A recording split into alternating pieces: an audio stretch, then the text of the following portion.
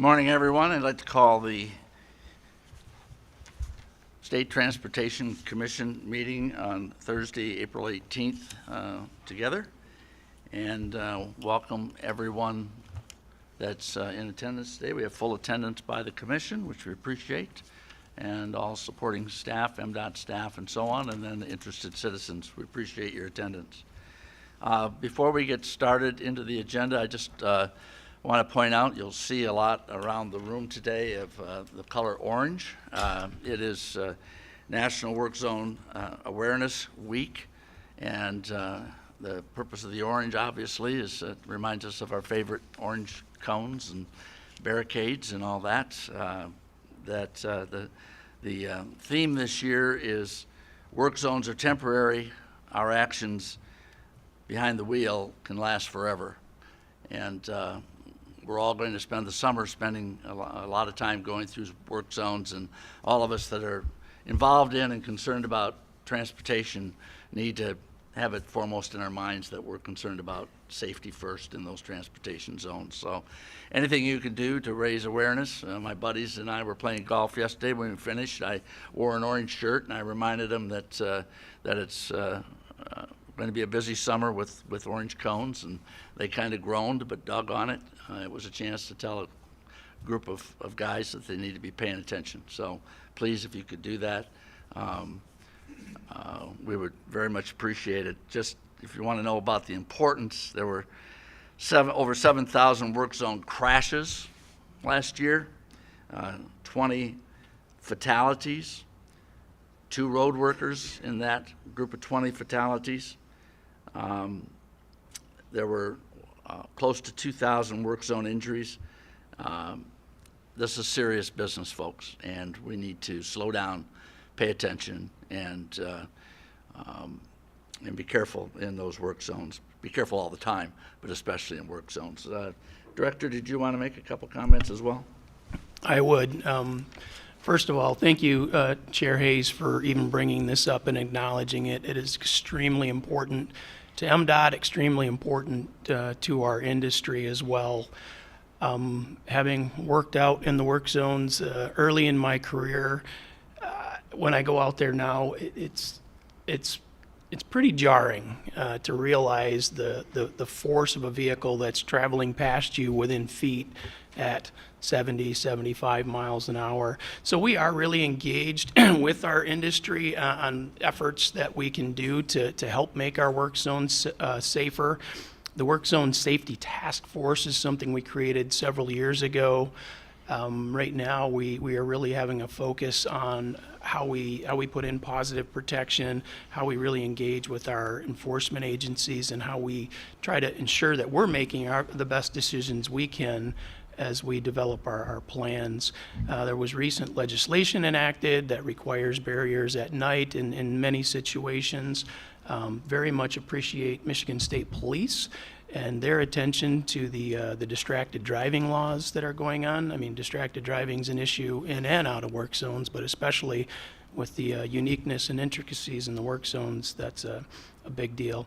And of course, we're very interested in seeing how the proposed speed safety cameras for enforcement in work zones are working as well. I believe that's passed out of the Senate Transportation Committee and will be going to the full floor very soon. So thank you again, and again a reminder to everybody to know how important it is that we remain attentive and aware in our work zones. Thank you. With that, let's go into the agenda. The first order of business are the minutes from our January 25th commission meeting. I would imagine everyone on the commission has had a chance to review them. Are there any suggested changes, amendments, additions?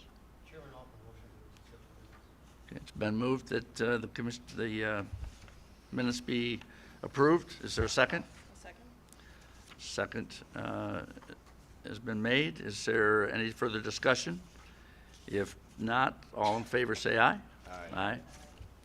Thank you. Troy, I'll turn it over to you as far as the TMC appointment nomination.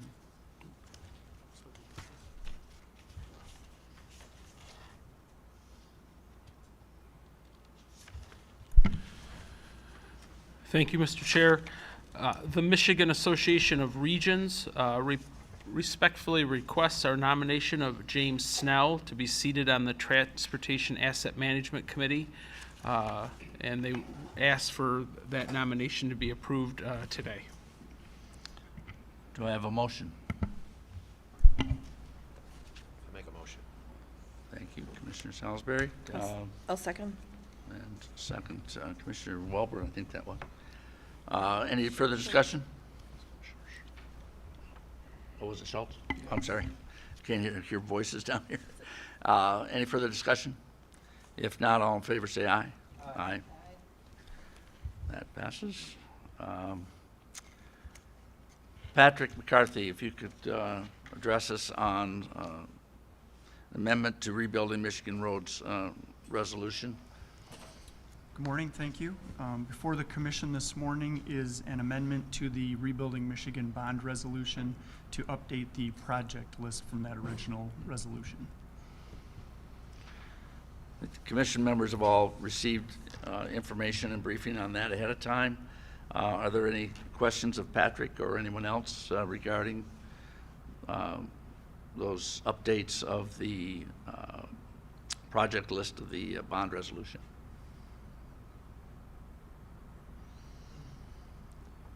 Okay. Thank you, Patrick. I think we'll entertain a motion to approve that amendment. I'll make a motion. Excuse me, Commissioner Salisbury. do you need a voice vote for that, Troy? Do you know? Probably. Okay, sorry. Yeah, I will. Support. Making sure. Support Commissioner Turner. So there's been a motion. Is there any further discussion? And Troy, if you could conduct a voice vote. Chair Hayes, Yes. Vice Chair Salisbury, Yes. Commissioner Brown, Yes. Commissioner Schultz, Yes. Commissioner Welborn, Yes. Commissioner Turner. Yes. Sounds unanimous, so the resolution passes. Thank you. You, Patrick. Jack, Office of Commissioner Audit. Commission Audit. Good morning, everybody. At the last commission meeting, my office was asked to work with the commission advisor and MDOT to assess and review commission policies. It was observed that some of the policies are quite old and might be at risk of being out of date and out of touch. So this is today's start of a housekeeping aspect. So since the last meeting, my office has begun its review of the commission policies, and we separated the commission policies into two pre-named groups. One is the pre-1994 group, which on the surface were numbered according to a 6-digit scheme and were referred to as pre-1994, very imaginative. And then there's the other section was 1994 to present, which are numbered using a 5-digit scheme, and there are 26 of those policies. There's 56 of the old ones, 26 of the newer ones. So my team delved into identifying a backstory for the category names, and in brief, it seems very likely from commission minutes that the 1994 commission eliminated or replaced its policies. 12 of the first 13 policies from 1994 to present have clear roots to June 8th, 1994, indicating to us that the 1994 commission revised and kept the policies that it intended to keep in the new numbering scheme. At the same time, we were tracking down the applicable commission minutes of 1994, and as a potential validation for our conclusions regarding the pre-1994 policies, OCA assessed the contents of the pre-1994 policies. We were essentially intending to test the reasonableness of our results of the conclusion, and consistent with the 1994 Commission's actions, we concluded that the pre-1994 policies are all unnecessary. They were replaced by either new policies or were out of date or are subject to other requirements such as statute, rules, or regulations, or are firmly ingrained in MDOT's DNA, to use a metaphor. For example, as an unspoken matter of course, MDOT informs, consults, and coordinates with other governmental agencies. Commission policy, one of the old ones, 1100.07, is not needed to require MDOT to embrace the need for intergovernmental relations. That's just an example. So the commission advisor, MDOT, and OCA are asking the commission to affirm the 1994 commission's decision to eliminate or replace the 56 pre-1994 commission policies. Thank you, Jack. The commissioners all received information ahead of time and a briefing on this. I entertain a motion to affirm, as Jack indicated, affirm the actions of the commission in 1994 regarding pre-1994 policies. Okay, Commissioner Brown made the motion. Is there a second? Support, Commissioner Welborn. Thank you. Is there any further discussion? Okay, if not, why don't we take a roll call on this one too? Sure. Chair Hayes, Yes. Vice Chair Salisbury, Yes. Commissioner Brown, Yes. Commissioner Schultz, Yes. Commissioner Welborn, Yes. Commissioner Turner. Yes. Mr. Chair, you have unanimous support. Thank you. This is a great start to what we talked about in January. This gives us our baseline now to start with, review of all policy that does remain in effect.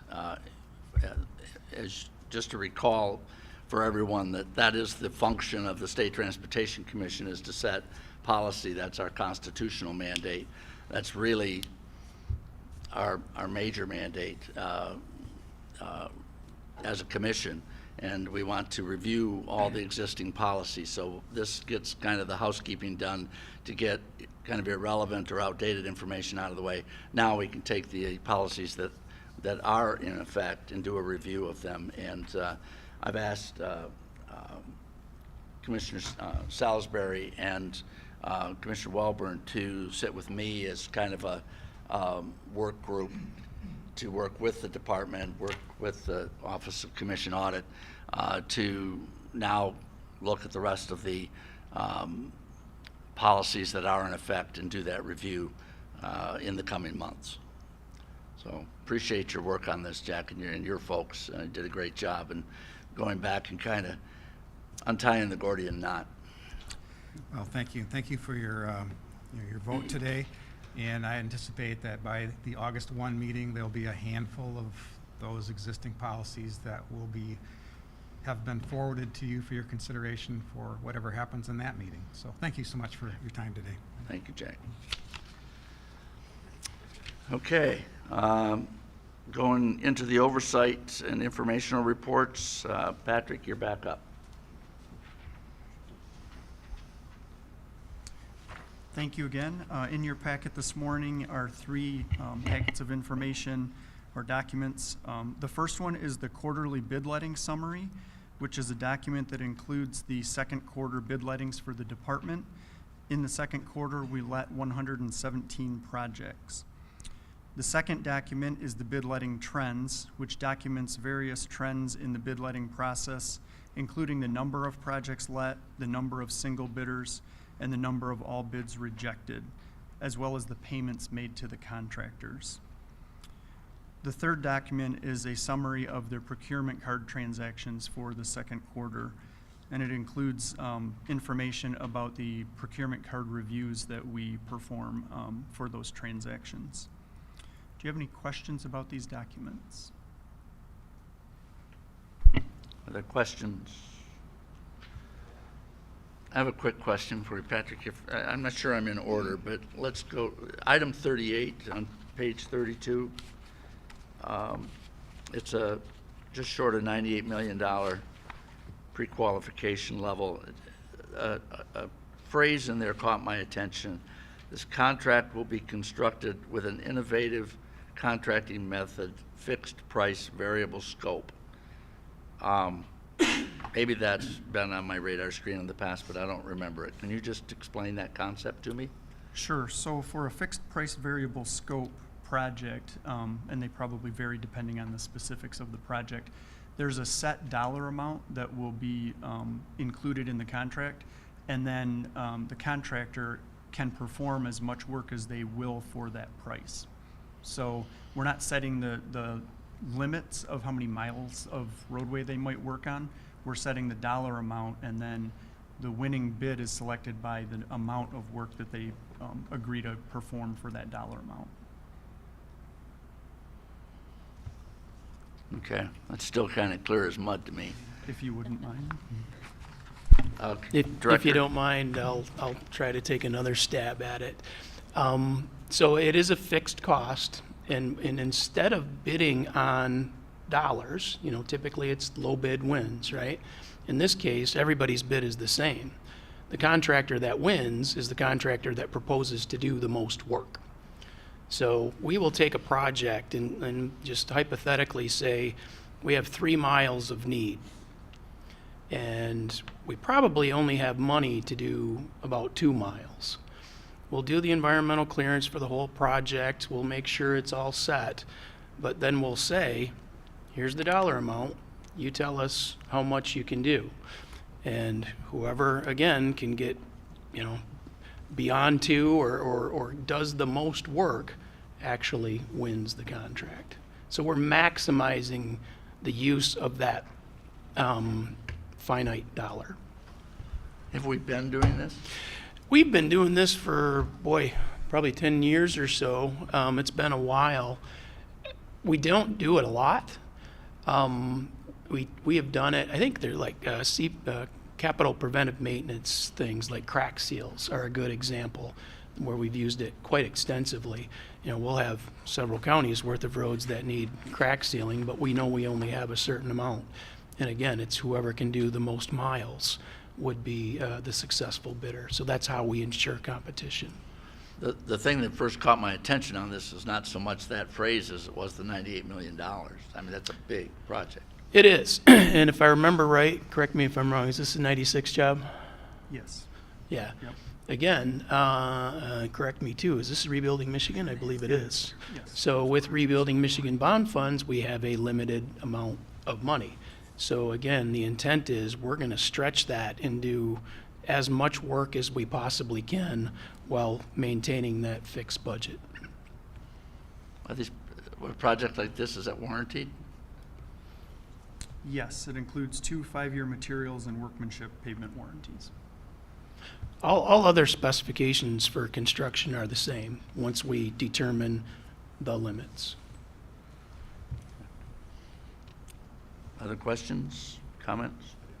So the contractor's limited to the amount of area that they expose to construction at that time. They're not allowed to go outside the original boundaries. I think that kind of what you were alluding to, Mr. Hayes, is that they're being monitored for that limited amount. They're not allowed to go outside of that amount Yeah. after they start the project, right? Yeah, they wouldn't. And typically, when we use this method, we have more need than we have dollars for. We know that. So hypothetically, in my example of I have 3 miles of need but only 2 miles of money, they could bid to do all 3 miles if they think that they can do it within that budget. No more than that. But regardless, let's say we had 3 bidders and one said, I'll do 1.5 miles, the other said 2, the other said 2.5. Bidder that says 2.5 is going to win. That becomes the project limits where they will do their work. Thank you. Other questions on that? I have one other project I want to ask you a question on. Page 36, project 51, number 51. That's the generators, the pump stations. Is this, I take it, is to address the flooding down the metropolitan area, and is this kind of a first run at it, or is this going to solve the problem, or what does this do? Again, Mr. Director, glad you're here. Happy to take this one. This is another installment or another package of similar work that we've been doing for the last few years. Primarily in the metro area where the lion's share of our pump stations are. And what this is not to necessarily build new pump stations, but it's to get permanent generators on site so that when there are issues, they can trip and actually start pumping again. I would like to make sure that it's known that just by having the generator there itself does not ensure that all of our issues are completely resolved, but at least it does resolve the issue of power outages. In many cases, the drainage systems, especially in the metro area, get overwhelmed. And there's actually no place to pump the water. We could pump it out, but it could come right back if there isn't a way for it to get out into whatever system to its final outlet. So this is going to be a great help, especially in storms when power goes out. But at the end of the day, we still have to look at the entire drainage system and the needs of that infrastructure as well. Okay, thank you. Okay, any other questions of Patrick or the director? Okay, all right, thank you, Thank you. Patrick. Dee Parker, you're up to bat.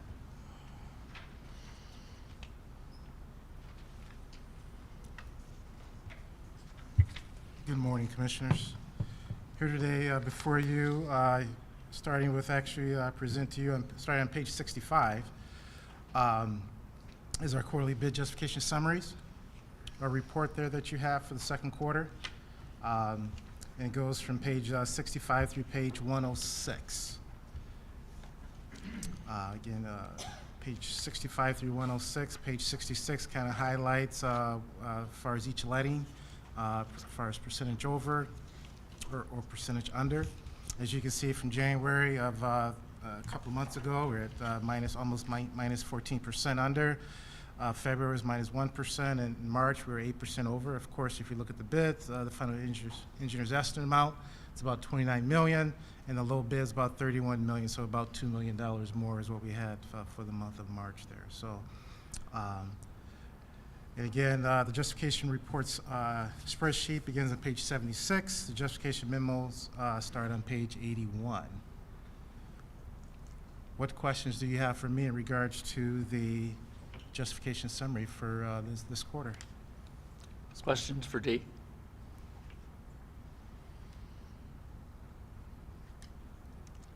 Okay, I see none. Can I keep it going? Page 107 highlights our real estate service section for disposal of real property interest here. So this is for information for you. So do you have any questions for me in regards to that? Commissioner? Any questions on the real estate listing? Oh, I think we're all set. Thank you very Thank much. you, Dee. Appreciate it. Jason?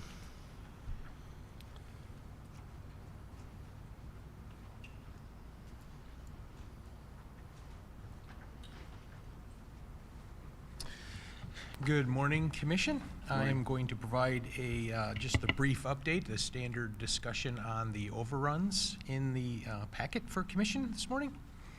Our MDOT projects for January, February, and March are totaling 87 projects, about $323 million of finalized projects.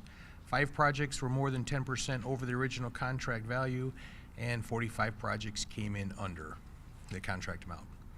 Final monthly costs are respectively 0.6, 0.38, and 2.03 over their original contract amount, and we're still averaging under 1% at 0.78 for our fiscal year at this point. Then for local agency projects for the same months, 109 projects totaling approximately $93 million were finalized. 7 of those projects were more than 10% over the original contract value, and 67 projects came in under their contract amount. There are 2 projects for MDOT and 4 local agency projects as part of the overruns exhibit, and I can entertain any questions on that information. Are there any questions of Jason regarding extras and overruns?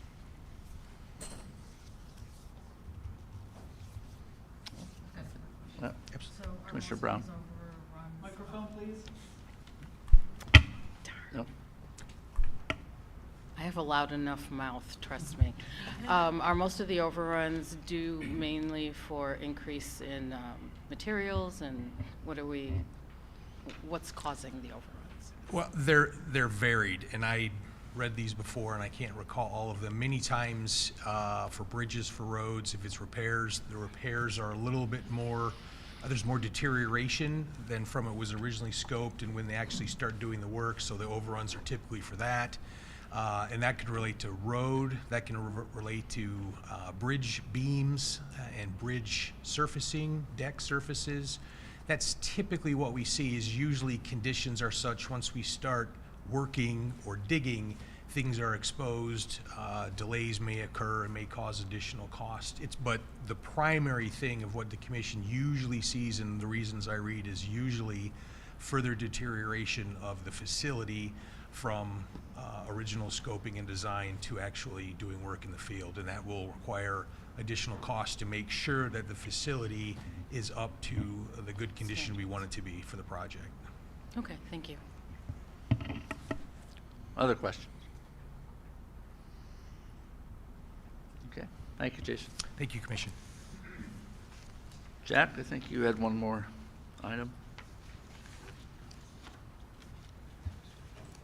Every 6 months, I discuss the extent to which MDOT has processed our audit reports that we do on other entities, and this is that 6 months. And again, there were no issues noted in delays in MDOT's efforts. And so for the many 6-month period in a row, there is nothing really to report.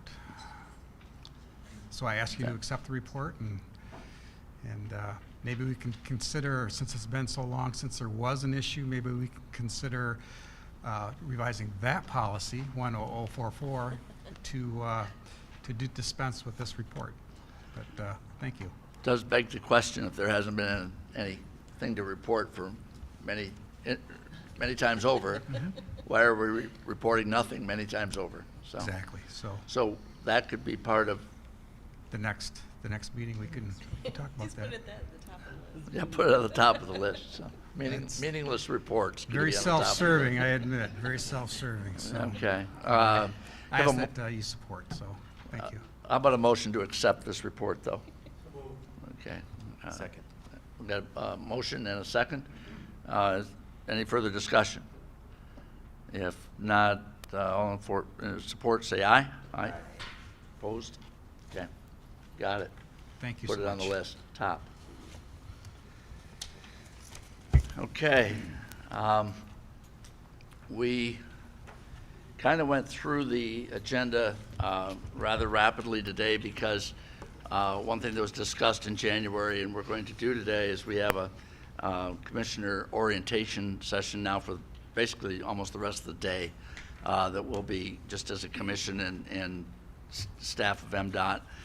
Basically to level set the entire commission on kind of the functioning of the department and the various aspects. You know, we'll have passenger transportation, rail, information management, kind of the minutia of how the department runs, just for the understanding of all the commissioners. A lot of our commissioners are relatively new in the last year, and some of us have been around a long time, so we kind of know everything that's being talked about, but not the entire commission doesn't.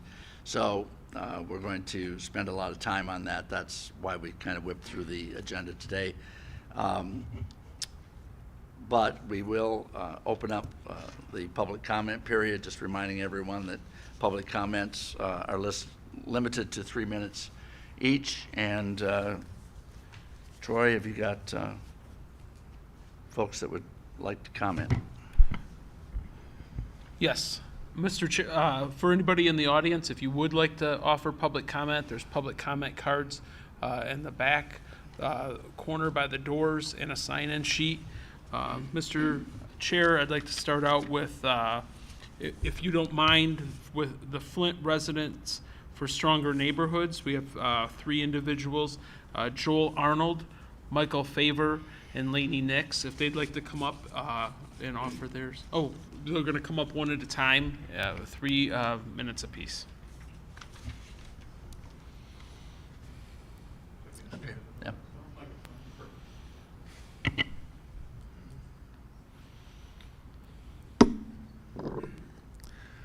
Well, good morning, Commission. Thank you so much for giving us some space to comment. My name is Joel Arnold. I'm a resident of Flint and a city planner. And I wanted to comment today really just on the 475 rebuild that's taking place in our city right now. This is a highway that when it was originally built really caused a lot of damage in our city. It destroyed 2 neighborhoods, both historically black neighborhoods. And it's been about 50 years, so now it's about time for a full rebuild. So about a year and a half, 2 years ago, we were quite excited when MDOT set up this Planning and Environmental Linkages Committee to study the highway, to consider ways to rebuild it, to maybe fix some of the mistakes of the past that drove apart large parts of our city and really created a lot of blight and damage in our community. So a lot of folks, myself included, sat on that committee. We're involved for about a year and a half, working on designs, working on images, working on ways to re-envision this highway so that it could still function as a highway servicing our state, but also reconnect neighborhoods. So last year there was a study that came out, kind of became an option to shrink the footprint of the highway, expand pedestrian overpasses, potentially cap portions of it. And we were really thrilled about that. It seemed like really meaningful progress.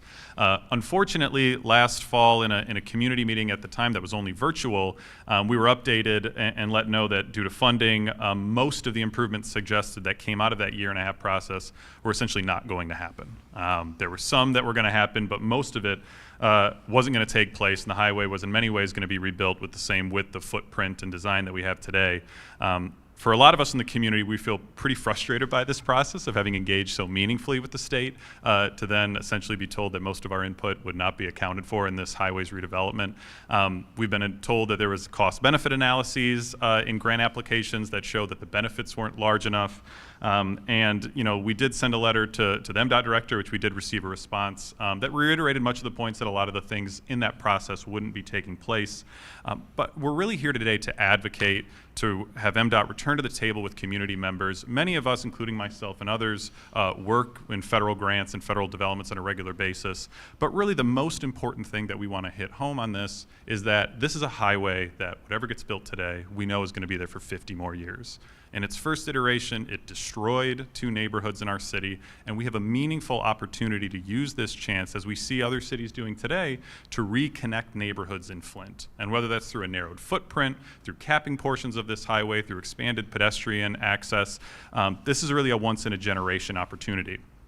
And so I know there are other folks here from other municipalities today that are talking about their own concerns with the way that MDOT has engaged with community organizations. But for us in Flint, what we are really asking and begging for is for this to be used as a chance to reconnect neighborhoods, to implement a lot of the provisions that were in that planning and environmental linkages report, and to do so in a way that will solve and address not all, but many of the challenges that 475 created when it was first built in our city. So thanks so much for your time this morning. We really appreciate it. Thank you. That was melodic. Michael Favor.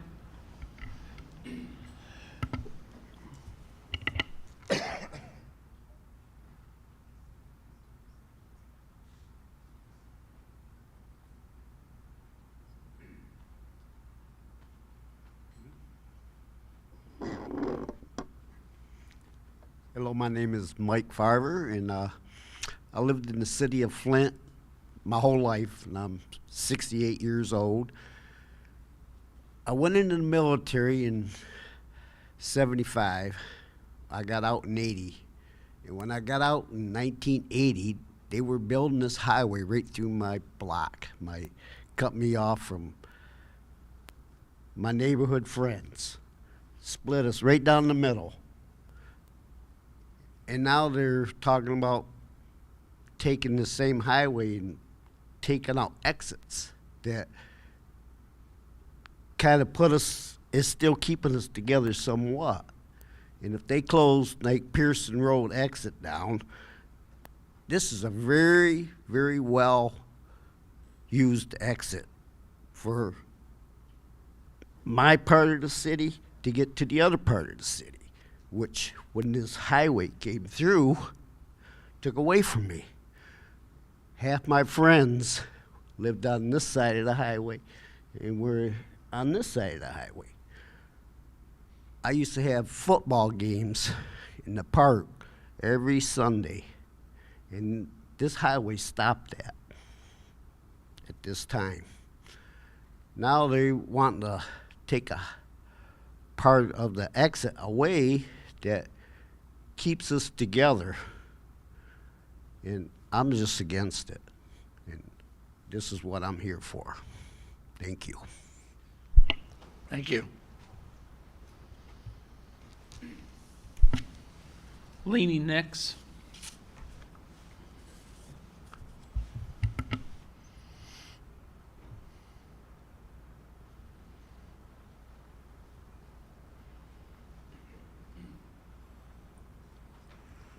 Hi, my name's Lainey Nix. I'm not very good at being succinct because I'm Southern. I'm from South Carolina, so I'm going to kind of read, so I apologize for that, but I have some things that I'd like to say, and I'd like to stay succinct, so it helps me. I have lived in Flint for 15 years. When I came to Flint, things were not so good.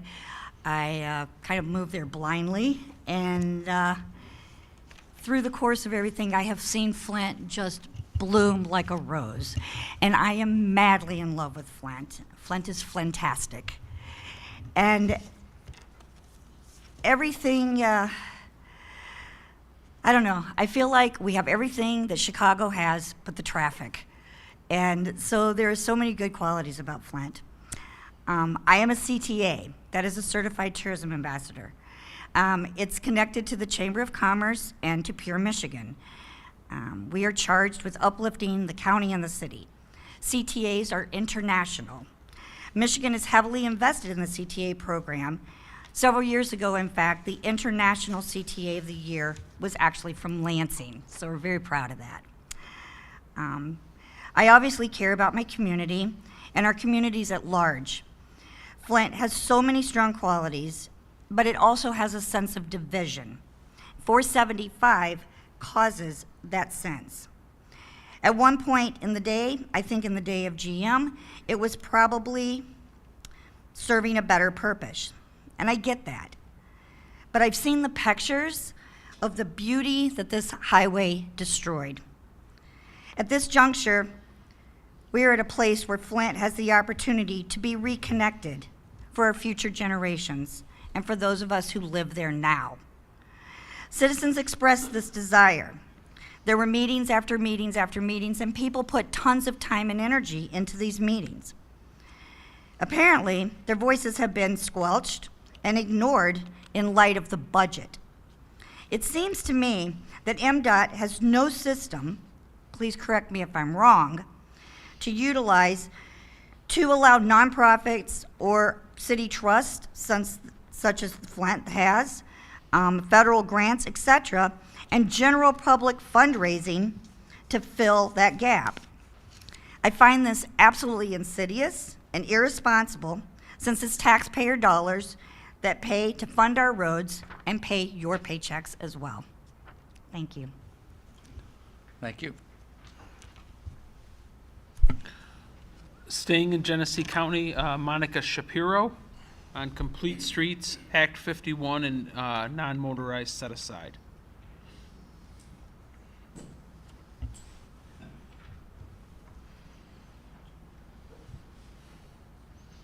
Good morning. Thank you. Thank you for letting me speak. I was at those Pell Grant meetings, and I felt that one of the things they could have done is given us some accurate plans that we could have taken into the communities to try to raise funds for these projects, rather than just wholesale say, no, we're not doing it, we're just fixing the highway and that's that. But other people have said that better than I could, so I just want to address some of the things that, some issues that I think are important. One of them is I would like to see the Act 51 set-aside money be placed under oversight of the Complete Streets Commission, or whatever it's called. I would like that commission to be able to decide how that money is used, because in Genesee County, what they're doing is they're paving 3-foot shoulders and calling it for safety, and that does absolutely nothing. In fact, it makes it more dangerous for non-motorized users. And they're using that, they're labeling the money they spend on that. Oh, we're doing a lot with our 1% set aside that we have to use. In fact, we're going 11% over.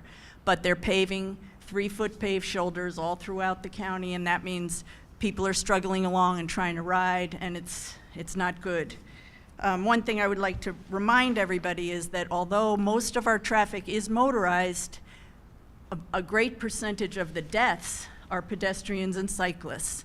And in our township, we have 40,000 people, and we've had two pedestrian and one cycling death in the past 4 years. And that's a fairly large number proportionate to our population.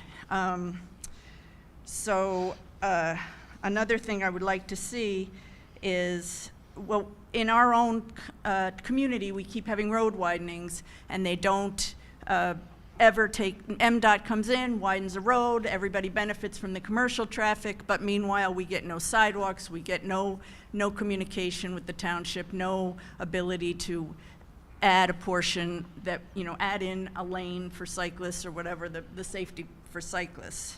And then the last thing I wanted to say was that I would like to see active transportation access be added as a line item on the PASER studies, because we have our suburban and rural communities, M roads, which are not limited access freeways, are often our main streets. And so they come in and they do $11 million, they just did it on M15, and there's all this space on the side, and they wouldn't lay down a sidewalk for us. They didn't, and I would like to see, you can't get a good on the PASER if there's no way for anyone to walk or ride alongside that road. Because you named active transportation as one of the 5 major, forms of transportation in the state on your most recent planning document, MM45. So that's all I have to say. Thank you. Thank you. Kirk Westfall on US 23 potential widening. He's with the citizen organization Trains Not Lanes, and is from Ann Arbor. Good morning, Commissioners. Thank you for the opportunity. My name is Kirk Westfall, here on behalf of Trains Not Lanes, trainsnotlAnes.org. We're a grassroots group of residents from the Ann Arbor area. As you know, MDOT is leading the project improvement study for the US 23 segment along the east border of Ann Arbor. In addition to the reconstruction no-build alternative, they have put forward 3 capacity expansion alternatives: general purpose, flex, and HOV lane. We formed in support of the no-build alternative and in opposition to the 3 capacity expansion alternatives. The City of Ann Arbor, as you might know, also unanimously passed a resolution against widening of any form, asking MDOT to instead improve non-car connections above and below the highway. And we have about 1,300 signatories to a petition to this effect. We applaud your focus on repairing the bridges and improving the safety of interchanges on this segment. We also appreciate that MDOT is speaking with our regional transit authority about potential transit alternatives to the project, such as outer shoulder running buses. So first, there's the challenging fiscal concept of adding the lane miles when there are clear projections of declining infrastructure conditions system-wide starting in a couple of years. To us, it's kind of like putting more charges on a high-interest credit card and passing it to our children. And we know, in addition, that adding car capacity simply doesn't work due to the well-documented phenomenon of induced travel. To wit, Journal of Transport Policy,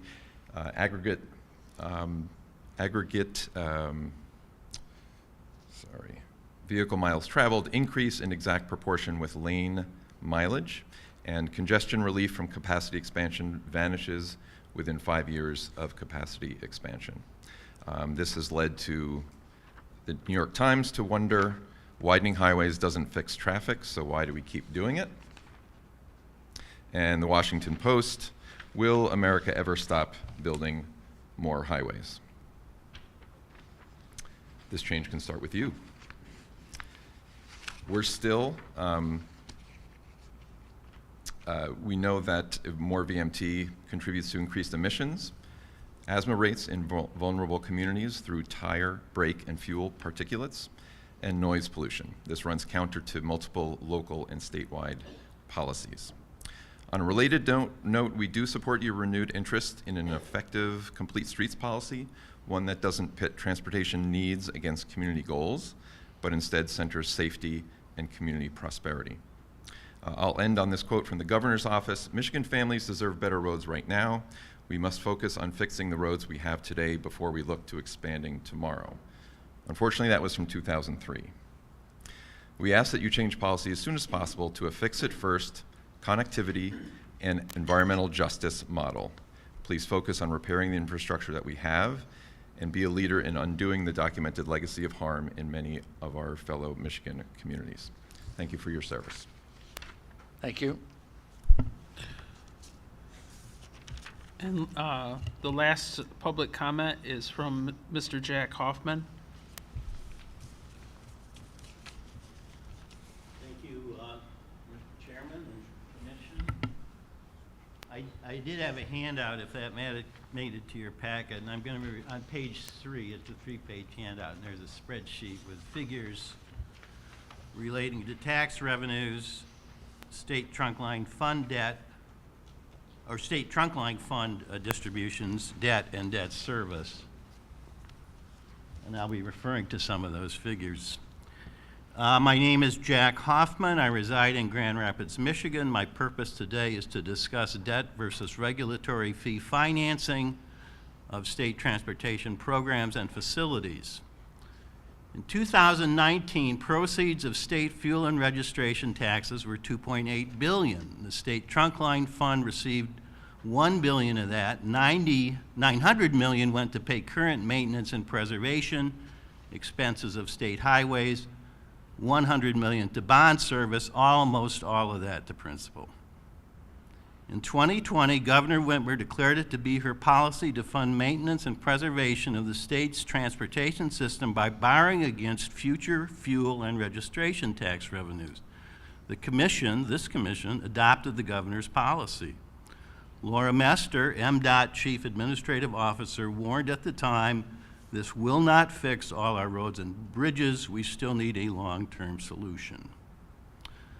Fast forward in 2024, in her State of the State speech, the governor reiterated a transportation policy based on the politics of avoiding any hard decisions on transportation funding during the remainder of her term by borrowing from the future and leaving the increased problems to successor administrations, commissions, and citizens. Under the governor's policy, in 2024, fuel and registration tax proceeds will be about the same as in 2019, about $2.8 billion. Distributions to this state trunk line fund will increase to $1.4 billion, but of this, just about $1 billion, almost the same as in 2019, goes to current maintenance and operations and in preservation, and $400 million to debt service, most of it to interest.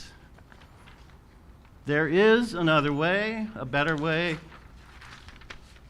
In 1978, by Proposal Amendment Act 484, the people and the legislature of Michigan amended the state constitution and the State Highway Commission Act to replace the prior politically partisan elected state highway commissioner with an independent, nonpartisan state transportation commission vested with authority to establish a policy and promulgate a rule that in the event that the legislature fails to appropriate sufficient tax revenues to adequately maintain and preserve the state's transportation system, commercial operators shall be charged a regulatory fee for the privilege of operating commercial vehicles on the system. If there's any question on this, the commissioners should use their prerogative as state officers to request a legal opinion from Attorney General Nessel.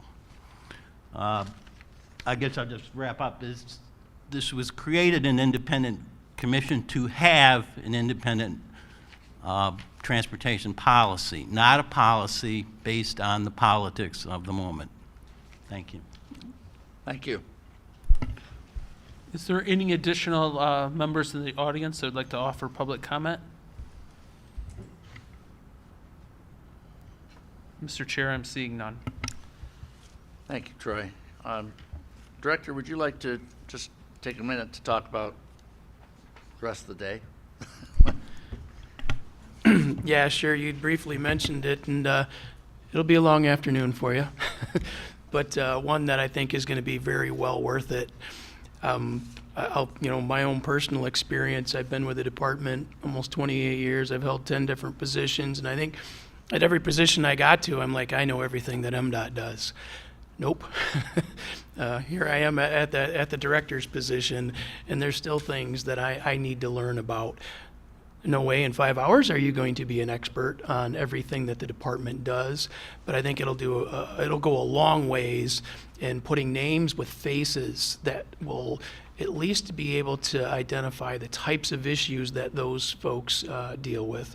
You mentioned passenger transportation, but there's real estate, there's design and construction and maintenance and finance and planning. There's all kinds of things that the department does. So I hope that this at least gives you kind of a working knowledge of all the different areas of the department, and hopefully sparks more questions and comments, and will allow us all to have even more informed dialogue. So enjoy your afternoon.